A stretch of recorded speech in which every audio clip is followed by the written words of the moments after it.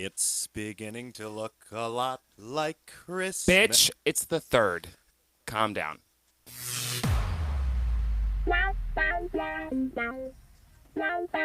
Welcome to GayTalk 2.0, the ultimate podcast for your dose of dish.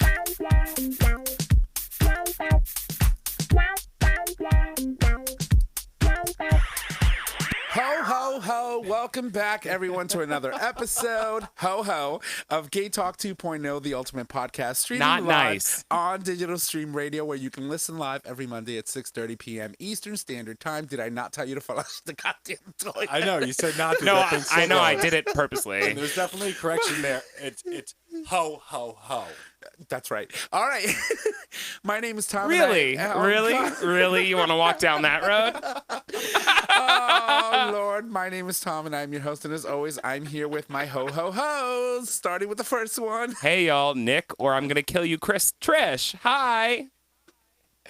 And good to be with you guys. It's Chris. And welcome you all to The Dish. So we're a little giddy today.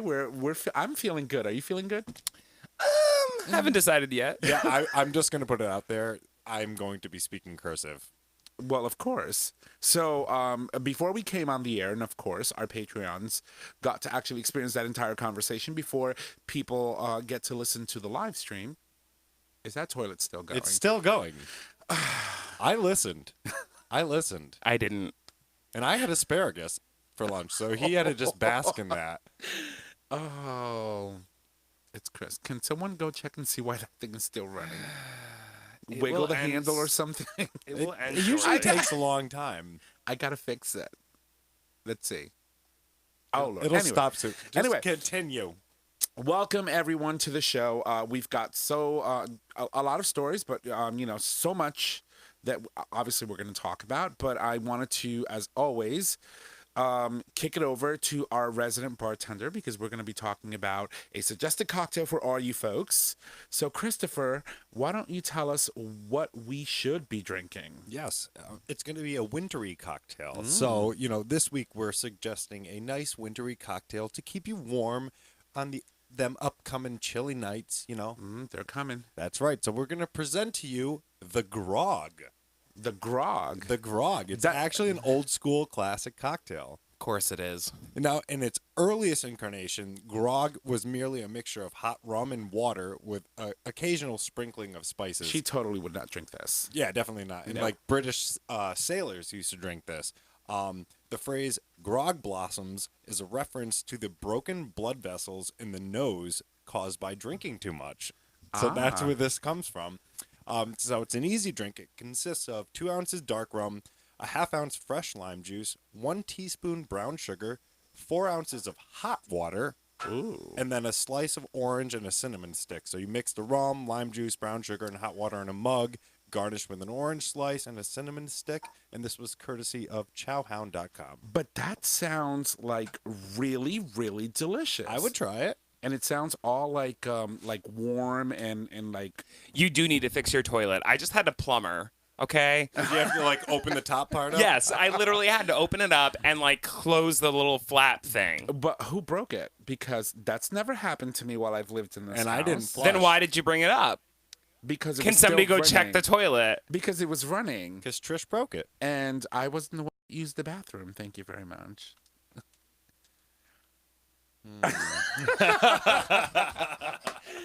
But I love you, boo. All right, so the drink sounds amazing. Anything that you put an actual cinnamon stick in, see, for me, cinnamon is life. It really is. I absolutely love cinnamon. Pay attention to me, It's so boys. good. I'm talking to you. I'm sorry. Do you talk a baby. lot, Tom? No. do talk a lot. All right, I'll shut up now. Next. I like cinnamon too. I put it in my coffee. Do you put powdered cinnamon or like a stick? Powdered. But powdered is good too. But have you ever had made oatmeal and then stuff like? No, I do a French press, so I add it in with the grounds. So it's Isn't the grinds? I think grinds are after the fact. Oh, you're Grounds right. Are I think. I don't know. Hans will let us know. I know, right? I already feel like it's gonna be Tough Trish against for the Trish. world today. Yeah, So exactly. So, Get ready. Pull those I'm guns just- out, girl. Roll I'm them just gonna sleeves up. You turn the heat on, roll them sleeves up. You're not even funny. I can't with these two. No, but anyway, so so why don't we talk a little bit about our weekends before we jump into some stories? So I'm gonna kick it off to Trish. No, excuse me. Let me kick it off to Chris. You don't mind, do you? Because he's been traveling, so I want to know about his travels. So Christopher. What do you mean I've been traveling? Oh, you've been traveling. I heard you were up in Mass. Who were you visiting? Tell us. I was not in Mass. Yes, you were. I was in. Well, okay, I was kind of in Mass, like for a little bit. Mm-hmm. No, Saturday night after work, I drove up to my parents' house in Windsor Locks, and I stayed in. I was a good boy. I had a couple beers, and I wrote a paper that I have to finish tonight. And then, yeah, Sunday I went out on a date. You did. Big fucking surprise. You know what? I'm entitled to happiness too, okay, bitch? Yeah, All right, bitch? I'm not saying you're not. She was super cunty when I got here and said something to her. Anyway, moving on, because it's Yeah, my she story. was. She was like, no, I don't want to hear about it. Yeah. and I Moving was like, on. Yeah, but, thanks for the support. You're So, welcome. Yeah, so, we got together, we went out, we had a couple beers, and then we did an escape room, and then we had... Another one? Yeah, I'm hooked on that. I'm obsessed. Oh, Obsessed. Obsessed. okay. We did this one in Berlin. It was so cool. So fucking hard, though. So fucking hard. So we did that, and then... Did you have 30 seconds before you were like due to like time out, or were you able to make it in enough time? Were you like super smart this time? No, or this semi-smart? This one was meant for 8 people. Okay. And it was the 2 of us. So you're supposed to do it in an hour. We did an hour and 10 minutes. Okay. So we did finish it, but not in time. Okay. But so we did complete So you it. died basically. Yeah, actually, yes, because we didn't find the serum to save us from the bubonic plague. But other than that, then we went on to have a couple more drinks. We went to see a movie. I forgot the name of it. It's like some possession movie. It was fucking stupid. And it's like an Exorcist movie. He'll never take you to another movie date again. But No, it was just not a good movie. And then we just did takeout and hung out at my parents' house. And tell him that it wasn't a good. Like, oh yeah, movie? no, I told him. When after. you say hang out or hung out, like, what are you talking about? Like, we had Ruby Tuesdays. and did he have Christopher Wednesdays? I believe the 5th. was it creme Or de Thursday? penis? I don't have to go into any more details. Okay. She hooked up with him. All right. So, Nicholas, why don't you tell us about your weekend? You can skip that whole ordeal. The other one. Oh no, I totally skipping that 100%. Thank you. Oh, I know what you're talking about. Yeah, she got a phone call. I had a decent weekend, relaxed. Yeah. I went over to a friend's house, helped him decorate his tree, and then we went out the night following, which was fun and interesting. It wasn't who I think it is, right? No, it is. Yeah, no, it was super domestic and weird, and I don't want to talk about it out loud. I mean, you have like a 1 of 5 chance to pick who it was. Oh, Was it Steve, or Steve? Is that what you're trying to Steve or ask? Steve? Oh my God! I was at a gas station and I was like opening the door for some. I wouldn't say she's an older lady, but she's an older woman, and she was like, "Hi, Steve," and I was like, "No, my name is Nick." I'm like, is it that obvious that I'm surrounded by these men in my life? Yeah. Don't blame it on dementia. like- it just comes off. You can just smell It's like it. Elena on Vampire Diaries. Stefan, Steve. Yeah, they're all STs. He I just just don't get it. Steves out of his pores. That's what it is. I think that's what it is, seriously. Mm-hmm. Yeah. So what else? It's like That was this really man, it. This man opening the door smells like regret right now. It's got to be a Steve. So Nick, you are in a new position at work. How's Yeah. that going? Really well. That's awesome. That's awesome. Because Yeah. I know that you were super excited, you were super nervous, you were doing like all this like neurotic stuff that you normally do, and I love you for it because you just want to make sure that you do things right, but I'm glad. So all is going well? To an extreme, yes. Yeah. Is it different than your other position? How do you feel? Do you feel like you've got a little bit more? Is it easier than your previous job? It's 100% different. I can't compare the two. Doesn't So seem like you could actually. Yeah, with the- like, totally different job. it's nice to have the ability to leave work and not think about it and not get a phone call and not have to worry about something. But the other stress is my job is now to bring in money for the theater so the theater itself can thrive and survive. And that's the stress that I deal with on a daily basis. But that's going really, really well. But I do tell you, you are very driven and you are very personable. So I think that you're going to do fantastic. Yeah. And I've told you this before. And when we first had the conversation, and we've talked about this on the show, I told you that you're going to do great in this position because you are built for it. You We'll lend see. yourself to being able to talk to people and engage with people in a way that they are responsive. So I think you're going to do well. Yeah, basically, I'm like, this is what I do. Your money. Yeah. And he no longer has to like take phone calls at 3 o'clock in the morning. Like, this toilet paper is chapping my ass. What can you do about it? And then have to like fucking fly to Walgreens to get him like fucking Charmin or whatever that shit is. Okay, that's an extreme. That never actually happened. But I would imagine something close to that probably happened. Probably, yeah. No, it's actually it's really nice. I feel less of a, I don't know. I feel like more of a person. I have more time for myself. It's nice. And she's dressing up like super tight, like super cute too. Not today. Well, not today. Well, you've got a sweater. You don't look bad at all. But typically, she would have a nice little tie on, and she's looking cute, and I like it, and I think it's good. Yeah, it's like getting up and getting the busset ready is a lot of work. Yes, it is. It's a process. And she's got and a she has to whole put a Bondo tie kit. on now too. Yeah, I keep telling her, she keep a Bondo kit here, but she's like, no, it's way too expensive to have two Bondo kits. Yep. But it works. Well, for me, I worked. I wanted to go out Friday night, right? Because Friday nights are usually like the only nights that I have where I'm not doing anything. And so I wanted to work, and well, excuse me, I didn't want to work. I just wanted to relax. But then I also wanted to go out, and then I said to myself, all right, well, let me just eat something first. And then I ate, and I passed out on my couch and woke up at 3 o'clock in the morning. Proud of you. Oh, That don't was you my- love that? Yeah, it's like the best. But I needed the rest because, I work hard every week, and then I work every weekend. And so it's kind of tough to sort of kind of find that one night where you can actually go out and have drinks without feeling exhausted. And Yep. like him right now. Yeah, I was up at 3 a.m. today too. Proud of you. And then Saturday I worked, and Sunday we ran karaoke, and that was fun.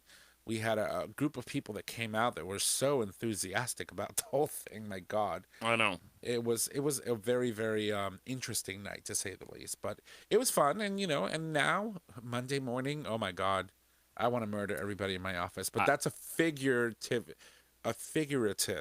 way of saying I'm just not a morning person on Monday mornings.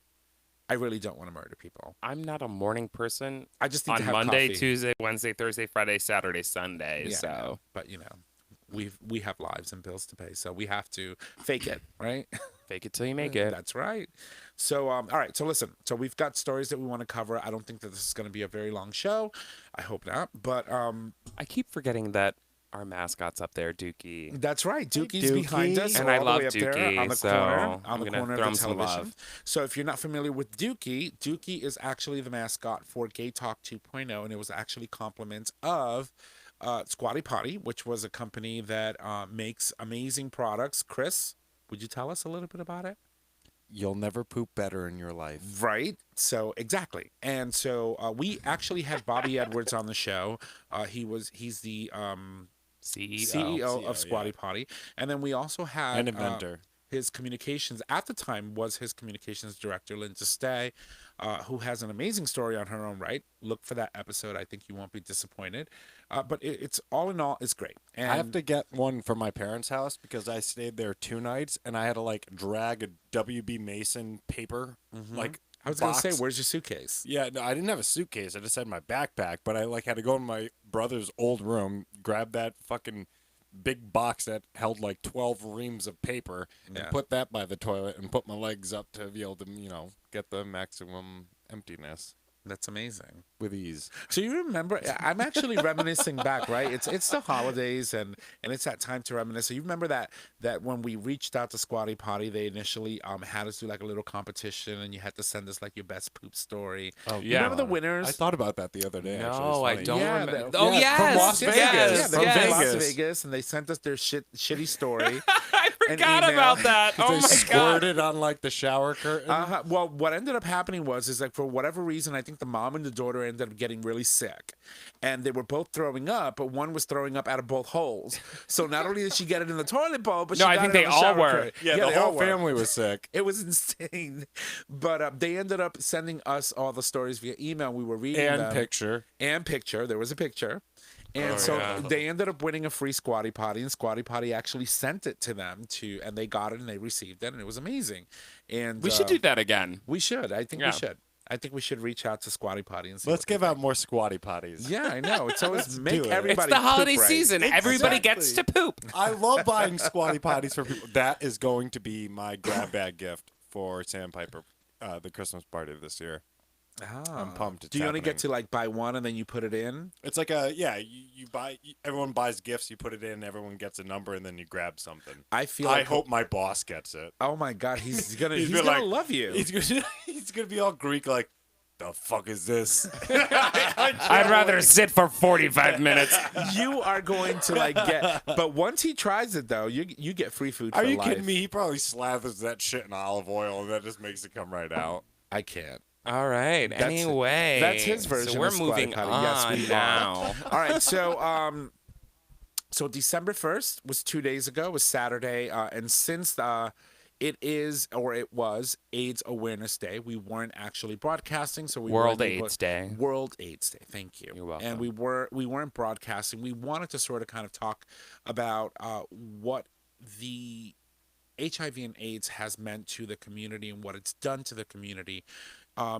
Since we started seeing cases come up, for example, in the early 80s, and how impactful this virus has been to our community and the world, period.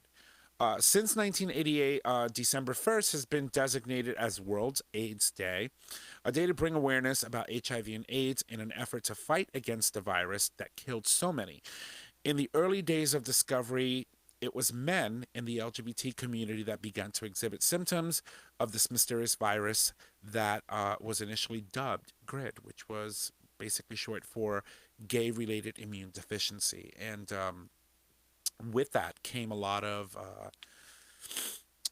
persecution of people, gay men, in our communities from people who really didn't understand what was going on around them.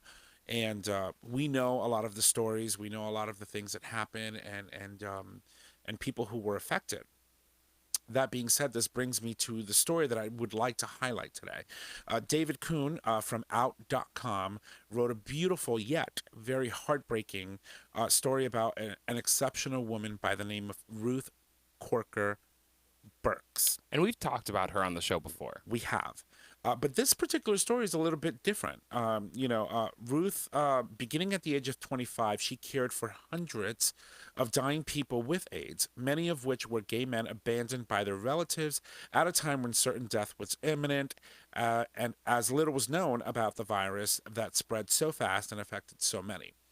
So the basis of this one particular article that Mr. Coons wrote was just to talk about what this nurse did. And she really wasn't a nurse. She was actually at the hospital visiting a friend who was suffering from cancer, and she had, run into a situation where she was observing nurses playing back and forth, picking straws, trying to figure out, who was going to get the highest count of straws before they had to actually go into this room that was taped off and take care of a patient that actually had AIDS, because they were afraid, they were scared. They didn't know what it was, and they were afraid of getting it. And so that's what patients had to deal with back in the 80s, in the early 80s. And so I started reading the article, and I was getting very sad, reading about all the things that this woman documented and all her memories of what she went through with her, the people that she cared for. He was someone 25 years old. She's young, doesn't really have an obligation to do this, but she felt the need to sort of kind of not only reach out to a family member. She had a cousin that was gay in Hawaii. She sort of kind of reached out and said, what do you know about this? Tell me a little bit more. I'm seeing that, we have patients in this hospital that I'm visiting, and no one's really taking care of them. And so she took it upon herself to sort of kind of start visiting with these people and taking care of them, and taking them under her wing and really showing them a lot of support and love at a time where their family members weren't even acknowledging the fact that they were in a hospital. So as I'm reading the story, it's a very, very long article. I will post it on tonight's post. I think that if you read it, you'll understand where I'm coming from and why I wanted to talk about this. But there was a couple of passages in the article that really hit me right in the heart. And the first one was while she described her encounter with one of the first of many who she cared for. He was in his final hours of life, and he had asked for his mom. Now, Burks knew mom would never come. He was on his own, hours away from death. A young man was delusional and mistook Burks, with an S, for his mom. She basically just sat beside him. She bathed his face with a cloth and told him that she was there. He's believing that at this point that Burks is actually his mom. And she said, quote, I stayed with him for 13 hours while he took his last breath on earth. And she said, since at least the late 1880s. Yes. Burke's kin have been buried. This is another passage in the story, and she's basically talking about how she came across a certain amount of plots that her family had in this particular cemetery, the File Cemetery. And basically, it says that since at least the 1880s, the Burke's kin have been buried in File Cemetery, half an acre of red dirt on top of a hill at Hot Springs, Arkansas. When Burks was a little girl, she said that her mother got into a final and epic row with Burks' uncle to make sure that his branch of the family would never lie in the same dirt as the rest of them. Her mother quietly bought every available grave space in the cemetery, about 262 plots. Now that is like true determination to like stick it to your relatives, right? Yeah, seriously. And they visited the cemetery most Sundays after church. When she was young, Burke said that her mother would often sarcastically remark on the holdings, looking out over the cemetery and telling her daughter, someday all of this is going to be yours. It's like Mufasa. Exactly. It's like you see Everything the light touches. is yours. So I'm reading some of the stuff that was in this article just so that you can see how intricate it is. It was really in depth. It really talked about her feelings. It really talked about her experiences. And it left me like a gasp. I was sitting and reading, and I was just like, wow. So what's so important about these 262 plots? So to go into that, you really have to understand that, she didn't know what she was going to do with all these people that were in this hospital that she was caring for. They were dying, and none of the family members wanted to claim the bodies. They didn't want to come and say, this is my son. We're going to take responsibility of making final arrangements, etc. And so she took it upon herself to decide that because now she had all these plots, every person that died in her care while she was caring for them that didn't have a final resting place, she buried at the cemetery, which is called the File Cemetery over in Hot Springs, Arkansas. And so we have a list of people that are sitting there, at this point resting in their final resting place, that have no family members that goes to visit them, but only the people that know, like this amazing person that would go and preside and speak for these people who were pretty much silenced by a disease that was just devastating to our community. There were a lot of things. Another part of the story that really got to me was when she was describing how, because of the fact that they had no one and she couldn't really reach out to someone for information in case someone passed, she felt an odd sensation while she was sitting with some of these people that were about to die and filling out their own death certificates. That's insane. And, because Burks knew that she wouldn't be able to call like a family member or a mother or a father or someone or a brother, they would sit there and fill it out together, she said. Can you imagine filling out your own death certificate before you die? I mean, can you really conceive that? Hopefully I don't have to. In our day and age, I don't think we won't, but this was reality. This was the reality for a lot of our brothers and sisters in the LGBT community. And, she went on to say that, unfortunately, she didn't have all the information that was needed, sometimes like the mother's maiden name or, other information, birth dates, place of birth, etc. And so she would literally just organize like these pizza parties and sit down with these people that were terminally ill to fill out the information for their own birth certificates, just so that they Death would have, certificates. death certificates, just so that they could have that information. And just like to try to bring some comfort, like, hey, let's Yeah. have a pizza party and we'll do this kind of boring paperwork together. And Boring. Yeah. it really struck me. And I said, Yeah, you know that's what? rough. I It's- had never heard that story before. It was tough, when to find out that you have to sit with someone and fill out your own death certificate really just shook me. It shook me because it's not something that I can understand, and I can only read it and only imagine what it feels like. Because it's what it is. It's not only acknowledging, but it's accepting your fate. Mm-hmm. As you're sitting there and you're eating a slice of pepperoni with the sweetheart, you are filling out the paperwork that says, I am now dead. Yeah. And there's so many more.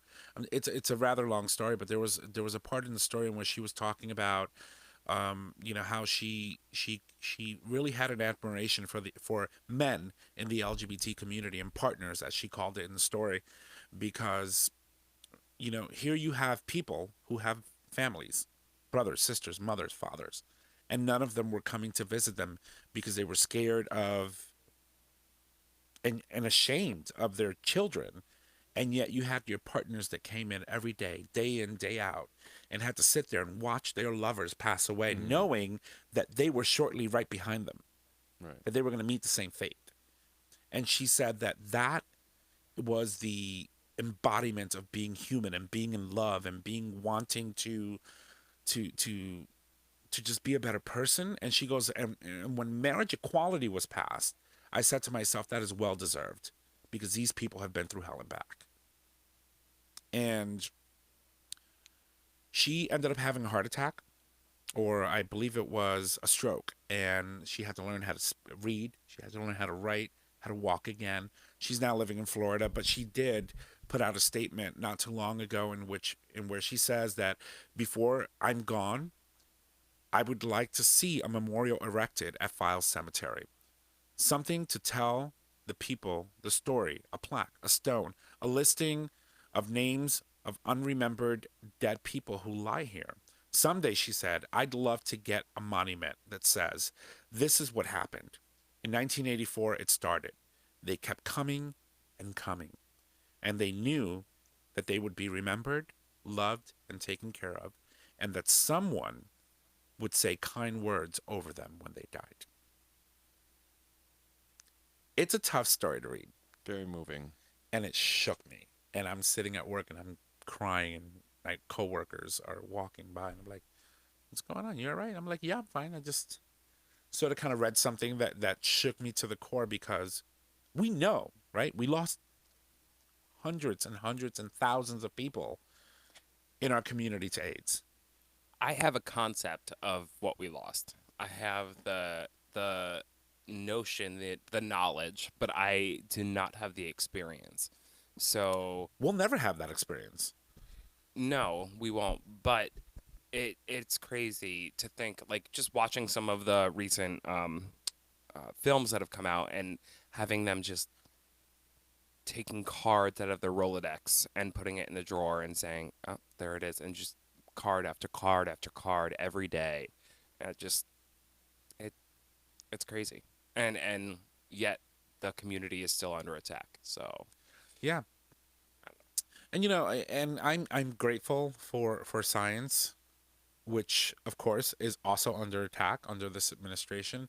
I'm grateful for science and being able to find a way to be able to afford people who are desperate for life an opportunity to be able to live a healthy life, and to be able to manage a virus that really has wreaked havoc not only in our community but all over the world. And I think that that's the embodiment of what having or remembering people on AIDS World's Day is all about, and knowing that it was a big fight, and we're still fighting it, and we're still finding treatments and things that will help, but we haven't found a cure, and we still need to continue to have that drive to find it, to get there. Right. Yeah. And we are moving forward with it. No, of course. And with that being said, it's a perfect segue to lighten it up a little bit. Ready for this one? Meanwhile, In Canada! That hasn't happened in a while. has not, and I was so excited to see this. Canada becomes the first country to endorse U equals U. Canada signed on the global campaign that will directly improve the lives of people living with HIV and reduce the stigma. In recognition of World AIDS Day, the Honorable Jeanette Petitpats Taylor, That's not a word. that's, well, Canada's That's her name. Minister of Health officially endorsed the U equals U campaign, which is the undetectable equals untransmittable. And that's important. Very much, it's very important. Because there's a stigma around being undetectable. You know, a lot of people think that that because you are HIV positive, that your world comes to an end, that you cannot have a very healthy, fluid relationship with someone that you love, and that you're not able to experience the same things that everybody else does. That is not positive, right? Because we're not going to say normal, because there's nothing abnormal about people who are positive. Right. They're humans. So that's important. Yeah, and I just want to point out that Minister Taylor took part in a red ribbon flag raising ceremony hosted by AIDS Committee in Ottawa on Parliament Hill, with people living with HIV and Canadian AIDS organizations from across the country to sign the consensus statement. She later attended the World AIDS Day and Aboriginal AIDS Awareness Week kickoff event co-hosted by the Canadian Aboriginal AIDS Network, the Interagency Coalition on AIDS and Development, and the, ready for this one, Poctutik Inuit Women of Canada, according to a press release. What is that? Well, it's Inuit, I know. indigenous peoples. I But know. I think that's fantastic. That's Canada, awesome. the first nation to really endorse that. If you are undetectable, you are untransmittable. And you know that has been verified by the CDC at this point here in the U.S. Although it's still a major point of contention in many health circles, which to me it's like, you know, come on, people. You know, you're doing the studies. People are doing the studies. They're going through this. They know. They're experiencing it. To me, it's time to stop thinking that there's something dirty about being HIV positive, right? It's like, Well, that's what it is. It's fighting the stigma. yeah, when you think about, like, for example, when you go on apps like Scruff or Grindr or all these other, and don't even get me started on Grindr, but you go onto all these other apps and it's like no fat, no femmes, be clean. What do you mean be clean? I shower every day. You know what I'm saying? I wash my ass every day. My balls are clean. I do what I got to do. Yeah, but at the end of the day, I'm sorry to say, yes, the stigma needs to be fought, and we need to stand up and say something against it. That being said, if I was put in a situation, whether somebody's detectable or undetectable, I would be nervous, and it would be a point where I would have a thought, and I would need to have a conversation both with myself and the other person. And that's important too. Communication. Yeah, Right. I mean, like, our community literally was ravaged by a disease, and if you are HIV positive, as much as that is terrible, and like, we want to be supportive and love you, it's scary. And it is scary, and it needs to not only be acknowledged that people are scared, and that's why they may walk away, but like, whether we have the scientific backing or not, like, we're still gonna be scared. You know what I mean? And it's terrible and it sucks, but that's the reality of the situation. Well, I mean, the other thing too is that, you know, a lot of people need to also realize that there are treatments out there, and of course, as always, there's condoms And that Truvada. that have been proven very effective in preventing people from spreading HIV. And so these are conversations that you could have with your partner and be honest. You know, so if you're undetectable and I'm on Truvada, do you think that it would be wise for us to use additional protection? What are your thoughts on it? And I think it's a conversation that needs to be had honestly and openly. Yeah. Unfortunately, sometimes those conversations don't happen until you're almost in the sack, right? And, Yes, I've been there. and so have I. And so you get into that situation where you're in bed and you're like, by the way, I need to tell you something. And I'm like, okay, well, what is it? And I'm positive. And I'm like, okay. And they'll go on and say, but I'm also undetectable. And I'm like, well, this is the type of conversation that we should have had before we jumped in the bed. Mm-hmm. And that way we could have made an informed decision as to whether or not this was something that we even wanted to attempt first. Right? Because you never know. I may not be okay with it. I may be okay with it, but you still have to give me that opportunity to make that choice. Correct. And so that's also something very important that needs to be talked about. On top of the fact that people also need to stop, stigmatizing people and thinking that they're dirty because they're simply positive. I don't think of it as a dirty thing. I think of it as like I'm trying to protect myself. Mm-hmm. And would I ever, if I ever found myself in that situation, would I proceed? Maybe, depending on my situation, depending on the other person's situation, depending on the conversation we had. If it was a conversation that happened in my bed right before we were about to have sex, I would definitely not have sex with the person because I don't know if they're being honest about the fact that they're undetectable. What did I take Truvada today? Did I not take Truvada today? Am I on Truvada? There are so many elements to it, and like at the end of the day, you have to protect yourself. Right. No, of course. And so there's every variable possible needs to be discussed before you decide that you're going to put someone at risk. Right. And like put yourself at risk. And like Tom said, communication is key. Right. I mean, keeping in mind too, though, like if somebody did contract HIV in a sexual experience today, they would be okay and they could live a full life. But that's also a life that is surrounded by medication and doctors. And like that's another element to it. So like, yes, if I contracted HIV, would I be okay for the long haul? Probably. But I would also have to make sure that I always had insurance and that I could always afford my medication. And it's a scary, scary, scary thing. It is. And one of the beautiful things that I've seen happen in the past 15, 20 years is organizations that are actually stepping up and providing funds for people who can't afford medications to ensure that they have access to the medications that they need. And there are a lot of centers all over the U.S. There's a lot of LGBT centers like our Pride Center that have a lot of information on companies and organizations that want to help and that you could call and seek and hopefully get the assistance that you need. Yeah, and I don't want to come off the wrong way. Like I'm not trying to say that this Canadian movement is amazing. Isn't amazing. It is, and that's what needs to happen. And as a community, that's what we need to do. But what I'm saying is, there's a lot of psychology that goes behind our community and why there is a stigma surrounding not only in the heterosexual community but in the homosexual community HIV. And I think it's something that we need to acknowledge and both while acknowledging it, embrace it. Because if we don't embrace the fact that it exists, we're not going to change it.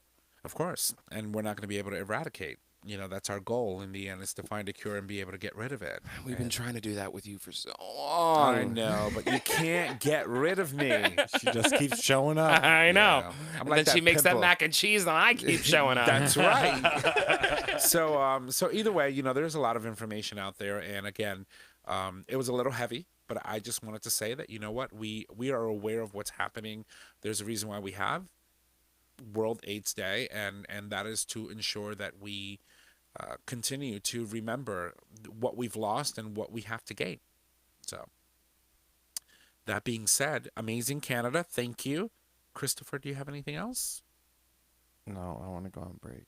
You want to go on break? All right, so listen, we're going to play some music. When we come back, we have more stories and, of course, on this day in gay history and our Gay Talk term. So here's some music. We'll be right back.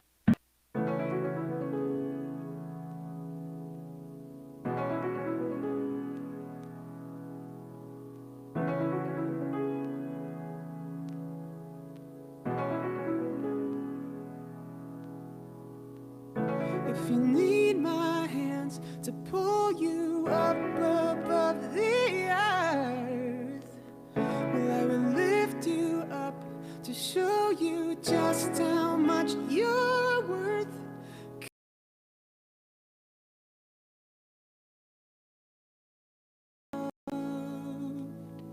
So we need to love.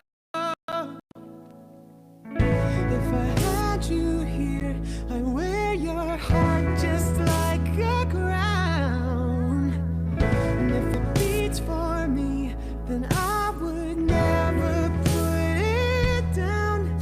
'Cause we need to be loved. So we need to be loved by someone else.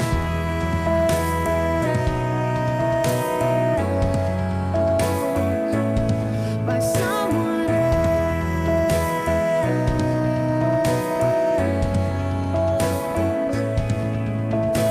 But why isn't the love that we have for ourselves enough?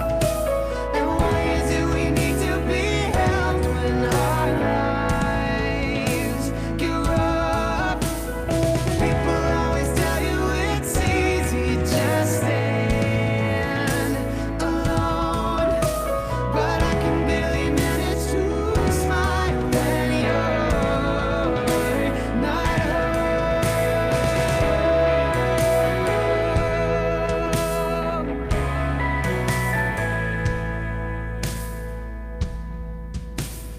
We need to be loved.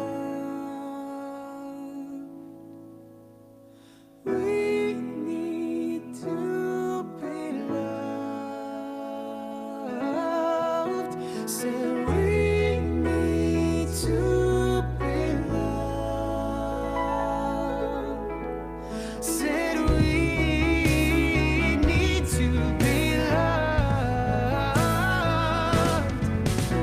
But why isn't the love that we have for ourselves enough? And why is it we need to be held when our lives get rough? People always tell you it's easy, just stand alone. But I can barely manage to smile when you're not home. So we need to be loved by someone else. To be loved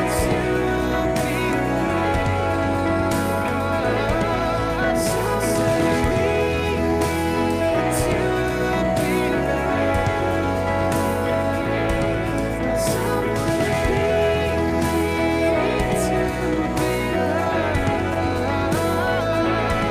by someone else.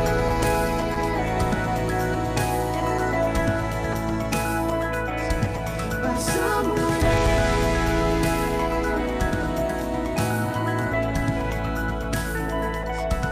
By someone else.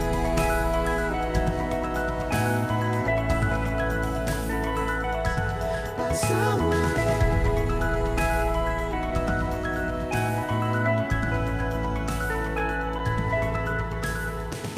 All right, welcome back, ladies and gentlemen, from the break. That was We Need to Be Loved by the incredible Anthony Starble. And welcome to the second half of the show. We've got a couple of more stories that we're going to talk about, and then we're going to sort of kind of call it quits for tonight because I am very tipsy. That tequila on an empty stomach has That'll given me do it. Girl, fabulous. she needs That'll food. do it. I know, I I'm do. so hungry. I do, me too. I think I have saltine crackers at home, though, Do you? so I can maybe eat tonight. Maybe. You're going to survive on saltine crackers? Well, I don't think. Look at her. Yeah. I think if she eats like a bean, she's good for the week. Chips of ice. Skinny bitch. I love you, though. All right. So anyway, welcome back. We've got more stories. Nicholas, you have a story that you wanted to talk about. This one's a little upsetting, but nonetheless important, and we need to talk about it. I'm going to talk about two things. I'm going to start on a shitty note and end on a positive note. I love when you do that. Go for it. All right, here we go. We have a gay firefighter. That's right. And he is hot as fuck. Yes, he Hello. is. So this firefighter recently married his partner, and after his marriage was put on desk duty, literally removed from his position to be put on desk duty because what it seems like from this article, his commander, or however you would call it, wasn't okay with him being gay. Yeah. And would make negative comments about his relationship, and now he is no longer in the position he once was. And that sucks. And only because he married the person that he loves. Actually, his name is Scott Phillips Gartner. Is it Gartner? He's 55 years old. He's actually from Norfolk. I'm going to assume Virginia. It's Virginia. Yep. But, can't really say. But it's heartbreaking, right? Because here we are. Marriage equality is legal in all 50 states for now, because you just never know what happens with the Supreme Court. I don't think it's going anywhere. I just don't understand how somebody could go from being at the level he was to being put on a desk job for no reason. Like, what was the reasoning behind it? It makes no sense. In my experience, right, because I work in corporate America, and I've worked in different aspects of other places. In my experience, when someone has it for you, they can really find or try to just make up any excuse to sort of kind of get you out of their way. And it just seems to me that the person who's actually managing this individual, or that was at one point in time, is sort of kind of feels threatened by the fact that this person may at some point end up in his job and sort of kind of say, no, this is not going to happen. Also, but it's like he was an assistant fire marshal and a bomb squad technician. So like that level of skill takes a long time to cultivate, right? Yeah, it does. And so now you're taking somebody that has the skill that could prevent future problems and putting them on a desk job because they married their lifetime partner.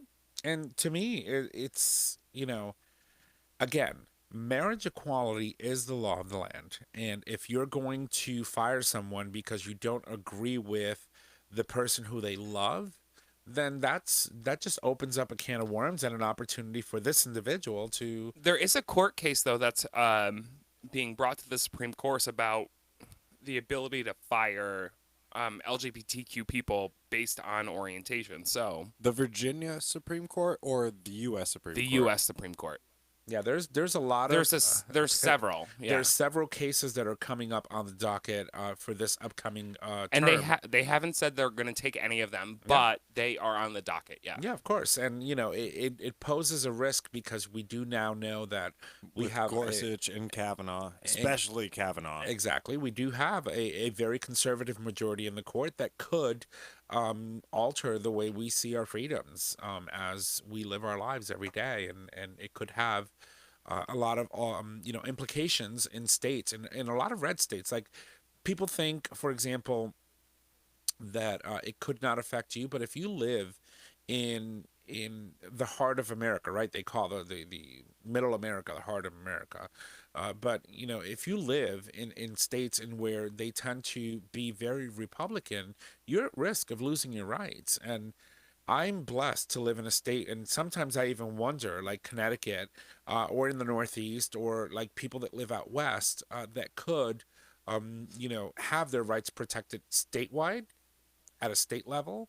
But federally, if you live in a state that is in Middle America, you're at risk. Like the Bible Belt. Yeah, of course. You're literally at risk of losing your rights to be a human being, and it's very disturbing. Unless the Supreme Court Either rejects. Right. But here's the thing. It's a tricky thing, right? Because the reason why some of these court cases end up at the Supreme Court is because they couldn't find resolution in a lower levels. court. Right. And if those decisions that were made at those lower courts impact against the LGBT community, and the Supreme Court decides not to take the case, whatever ruling that lower court Right. ruled on, That stands. it stands. Yeah, and that's that's it. scary. Right, exactly. So it just goes to show you that, it's sad that he loved someone so much and he wanted to marry them, and now he's in a position where he actually lost his job as a result of doing that. Well, you look at the article too, and so his chief, Roger Burris, mocked Phillips throughout 2015, treating him poorly, asking him where Miss Gartner was in staff meetings. I mean, like, that in itself is scary enough. Like, Yeah. when you're like, all right, I'm committing to marrying the person that I love, and he already kind of probably knew his job was on the line.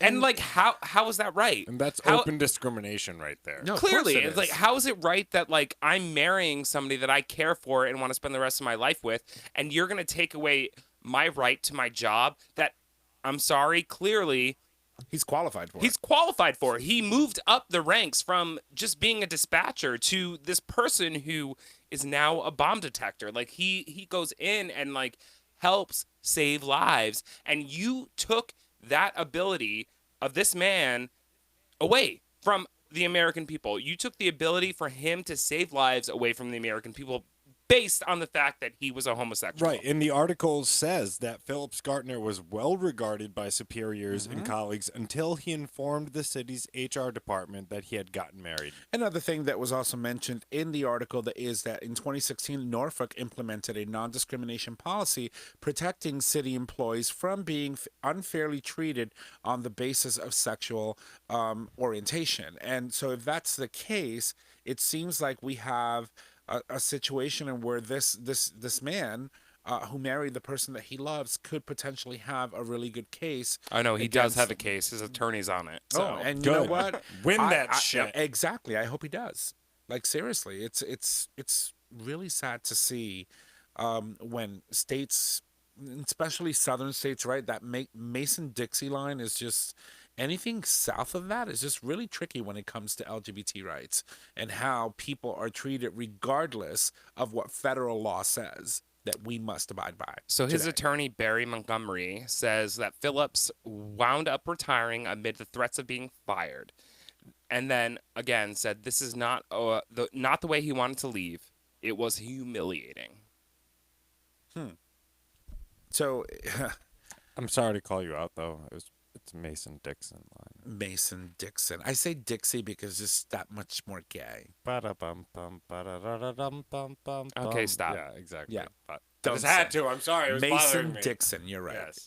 So anything that line crosses. I mean, this guy is 55 years old. yeah.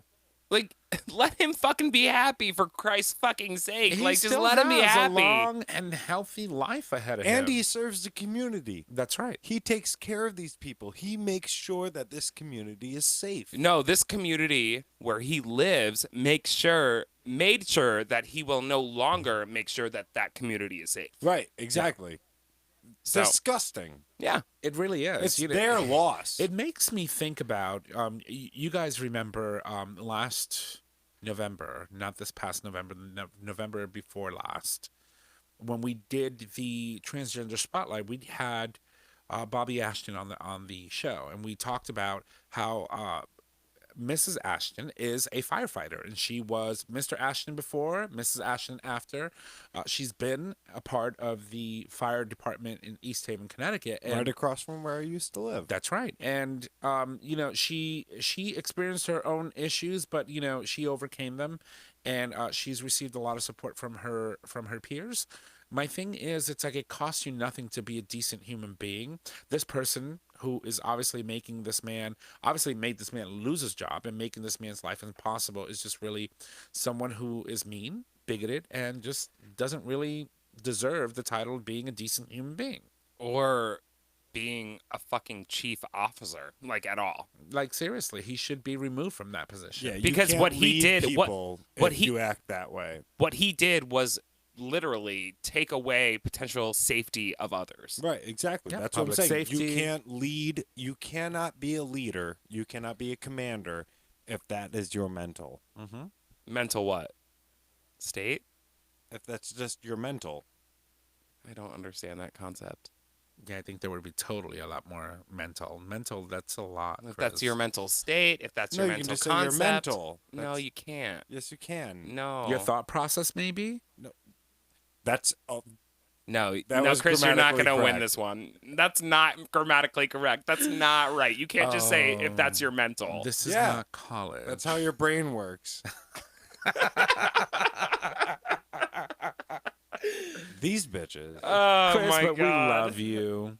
We do. We do. I ain't mad. All right. So, Nick, you did say that you mentioned you had another story that you wanted to end on a good note with. Obviously, Ellen. Oh, Ellen. I love Ellen. I basically am Ellen. Oh, actually, but she did indirectly. So, Gus Kenworthy helps a college student come out via Ellen. Oh. I know. Let alone that this person looks a lot like somebody I know, which makes me like, ugh. But anyway, so John, a 20-year-old student from Lancaster, Pennsylvania, hadn't told any of his family, well, his parents, that he was gay, but he had told his friends, and he was struggling with the concept of coming out because he didn't know how they would react, just like all of us feel. And so he ended up coming out on television, which doesn't make sense to me because, like, if you're scared, that's probably not the best venue. But I will tell you though, one of the biggest shows of strength that any human can actually portray or display is the guts and the courage to actually look at someone and say, "I am gay." It is an absolute beautiful thing to see. I think it's amazingly courageous, right? Because it's very scary. We've all been there, yeah, right, Chris? Crickets. Yeah, no, it wasn't scary for her. It wasn't scary for you? I mean, I mean, not really. okay. Well, we know it was scary for Trish. Mm-hmm. And it was scary for me. I mean, you know, I was 14 years old when I came out to my aunts who were questioning me. So are you going to do it or are you not going to do it? Are you going to come out? Well, what are you talking about? Do I have to? Right? And they were like, yeah, it's about time. I mean, like, seriously. And these were my two younger aunts on my father's side that were literally pinned me against the wall trying to figure out whether or not I was actually going to come out to them. Like, fine, yes, I am. Big deal. You know, but my uncle's gay and my aunt's a lesbian. And both my father's siblings. So, I'm the first in my family, so really? yeah. Huh. Yeah. I would have thought that maybe you have someone just. No, she She was the trailblazer. yeah, she was. Interesting. So this college student comes out, and do we know how he's So doing? yeah, Do we have so any yeah, no, updates? he's doing really good, and I mean, he had the support of Gus Kenworthy. Hello. That's right. So and Ashley Graham as well, who I guess is like creating an entire platform for the LGBTQ plus community. She recently did something with a transgender individual, and help me out. I'm blanking. Name. Orange is the New Black. Help me. I feel like a dumbass right now. Oh, Laverne. Yes, Cox? yes, Laverne Cox, where this transgender individual had never met another trans individual, and they brought them together. So she's been doing really positive things for the LGBTQ plus community, which is awesome. Are you talking about Laverne or? Laverne. Well, no. Ashley Graham is giving a platform for. She has, yes. So, but anyway, so yeah, so he came out to his parents on the air, and they were super supportive. They said, "Oh, honey," his mother started, "you know what? Like, that's so fine. I love you." And then his father interjects saying, "Love you too, buddy." And then they ended up showing up on the show. They flew him out, obviously. And it was Did he know that they were coming on the show? No. Oh, so they surprised. Yeah, Ellen, Ellen has a way of doing So it. it wasn't Ellen's show, but somehow Ellen is involved in this because they sent the family to Ellen's 12 days of giveaways. Oh, nice. Yeah, so they all had a chance to meet with Ellen, so it was pretty cool. That's awesome. But yeah, so we have another gay individual, and he was supported by some really amazing people. So, and because I know Trish too well, I know that this video, which you should watch, is going to end up on tonight's post. Yeah. So I cried. he did. He was like, you know what? I was actually doing some sound checks. I'll give you a little bit of background. Earlier today, before we started the show, and he's like, all right, I have to go watch this video. So he literally left. He went upstairs and he comes down. I just cried. Okay, I'm done. I got my it crying out of the way. Yeah. And he's like, all right, we can start the show now. And no, but it is a very heartwarming video. We encourage that you watch it, and it will be on tonight's post. So that being said, we are going to move on to, of course, our two final things that we do before we wrap up the show for you guys. Awesome. Starting with the first one is And our... mental is a noun, by the way. Mental can be a noun. Again, you're wrong here. Nope. You can't use it the way you used it. Yes, it can. It's I knew he was looking this up. It's an I'm adjective. watching him. I'm watching him over there, and I'm like, no, Chris. It's an It's like adjective it's like and a saying noun. it's like saying it sounds weird. It does not work. I'm sorry, it doesn't work. English is weird and does not work. Yeah, I know. So welcome to your native tongue. But again, I'm right. You're I wrong. can't use this bottle the Deine way End I of story. want to use Muttersprache. it. That's not even Like, I words. can't use this bottle the way I want to use it, right? Can we close this out? I want to go home. She's nasty. All right, so why don't we start with our gay talk term? All right, everybody. Your gay talk term, of course, brought to you by UnicornBooty.com. Not mental. I is- was about to say something too. I was totally going for that. You're fucking with my mental, bitch. honey, everybody is. Kumquat is your term this week. Yeah. Kumquat means a gob of ejaculated semen. One would say, while clearing the throat, I have a kumquat in my throat. Kumquat is your gay talk term this week, brought to you by unicornbooty.com. So, Christopher, do you have a kumquat? Not right now. I've had a kumquat. Have you? Mm-hmm. I was sort of kind of referring to her weekend, you know? Oh, no. It was a good weekend. Yeah. That person had a kumquat, but he didn't have a kumquat. Anyway.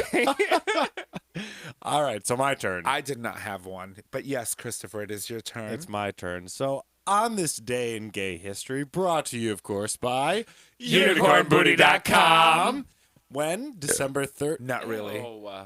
You're nasty. No, wait. I was trying to say, what was that word? Mental? Mental? Kumquat? And I had a burp. I You had almost to stuck a get rid beer of bottle. that kumquat. You had to empty that kumquat. This week's Gay Talk term is brought to you. Oh, sorry, Gay Day in History. Oh, fuck, I'm fucking done. Yeah. Chris, take it away. Yeah, I'm going to take it away, okay? So when? December 3rd, 2012, where we're going to go to Thailand. Thai airline recruits transgender flight attendants. The Bangkok Post published an article about PC Air hiring 4 transgender cabin crew members after a recruitment drive. A local transgender activist says it helps promote a positive image of Thai transsexuals beyond certain stereotypes. One of the new flight attendants says, "This is just like my dream come true, and maybe this is the first step for trans ladies, transgenders, to have a good job in the future." Woo, that lady's flying high.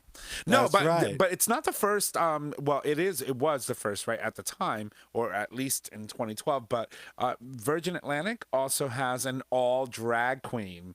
Like No, I remember that. We had talked about we that. talked yeah. about that before. It's so cool. I would just want to go fly and see what these drag queens are like. Because if it's anything like Lips in New York, you don't want that flight.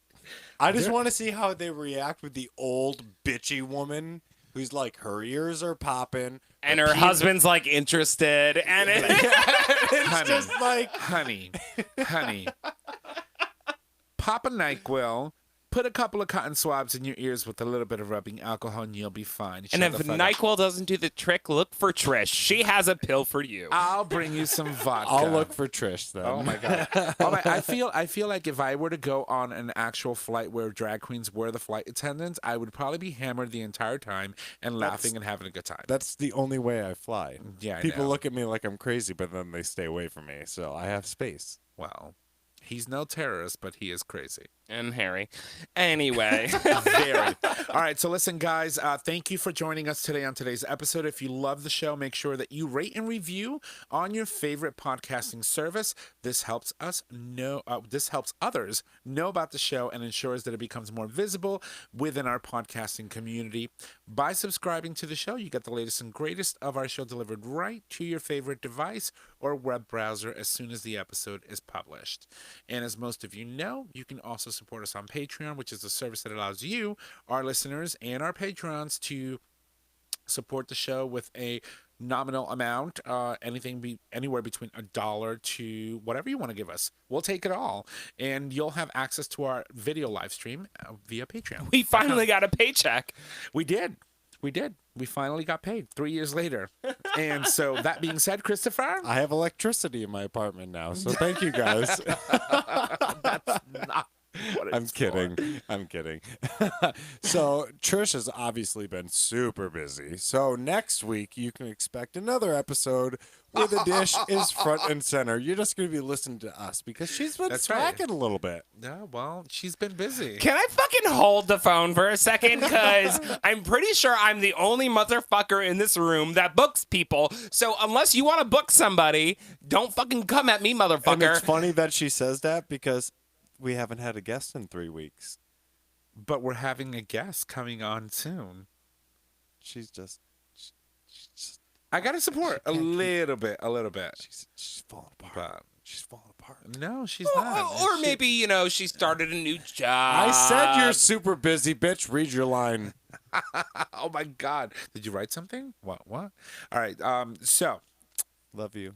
that being said, I'm gonna fucking murder her. that's right. 'Cause I I'm about, welcome it right now. I don't I'm wanna about to write throw this her book. under the bus anyway. So What did I do?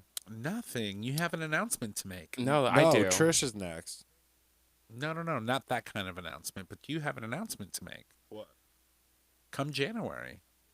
We'll wait. You want to wait? Yeah. You sure? Yeah, we'll wait.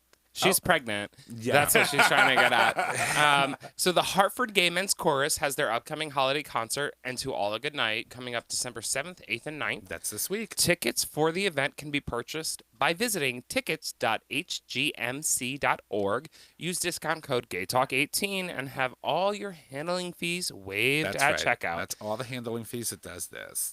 You can also visit hgmac.org for more information. Also, Chris, fuck off. I didn't do anything. I literally did nothing. Chris, you got a box of rubbers. All right, can we Pick a color. fucking put a rubber on this because Yeah. I'm tired of Can we use a pink condom? that's or a blue one. I want the pink one. I'm just Pink is beautiful. Shut up. Go. excuse me, I had a burp. All right, as always, our show is available on our website gaytalk20.com under show and episodes.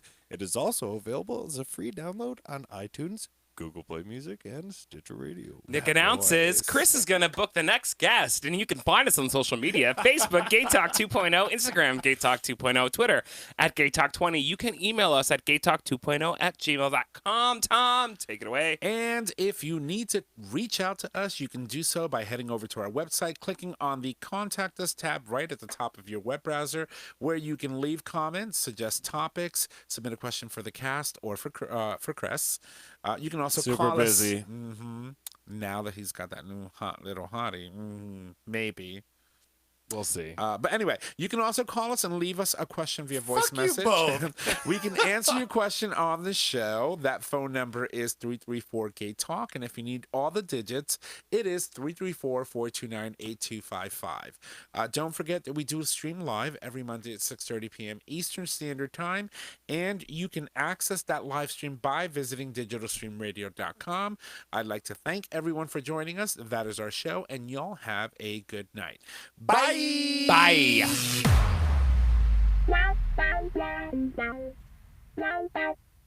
Thank you for listening to this episode of Gay Talk 2.0. Tune in next time for more dish.